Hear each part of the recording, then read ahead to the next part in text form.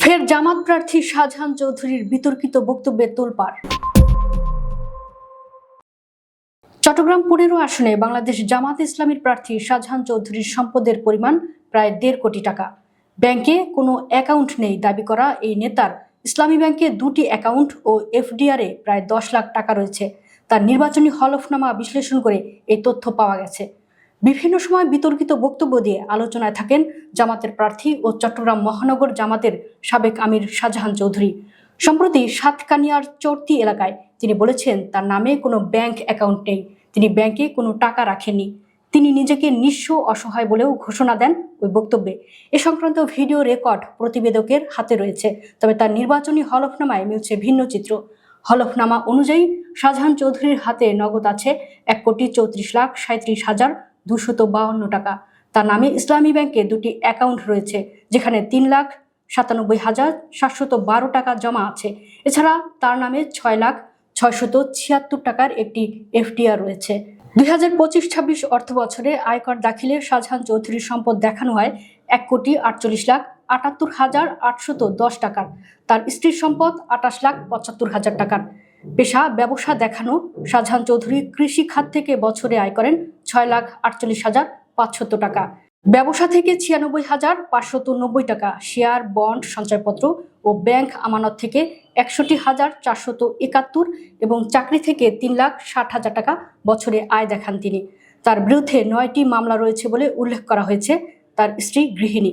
এ বিষয়ে শাহজাহান চৌধুরীর বক্তব্য জানার চেষ্টা করেও পাওয়া যায়নি।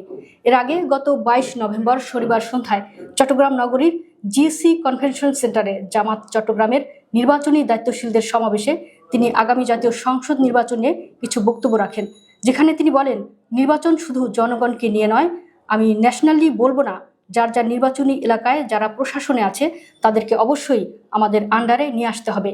আমাদের কথায় উঠবে, আমাদের কথায় বসবে, আমাদের কথায় গ্রেফতার করবে, আমাদের কথায় মামলা করবে।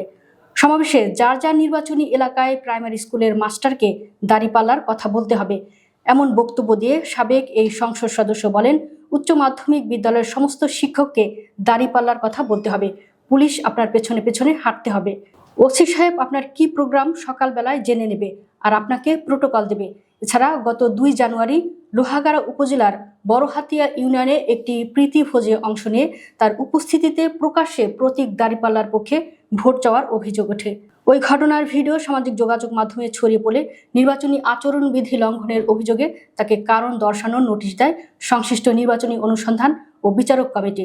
উল্লেখ্য, শাহজাহান চৌধুরী ১৯৯১ ও ২০০১ সালে সাতকানিয়া লোহাগাড়া আসন থেকে সংসদ সদস্য নির্বাচিত হন। আসনটি বরাবরই জামাতের বলে পরিচিত। আসছে ত্রয়োদশ জাতীয় সংসদ নির্বাচনে সাতকানিয়া লোহাগাড়া আসনে জামাতের হয়ে লড়বেন তিনি। একই আসনে তার প্রতিদ্বন্দ্বী আরও ২ প্রার্থী মনোনয়নপত্র জমা দিয়েছেন।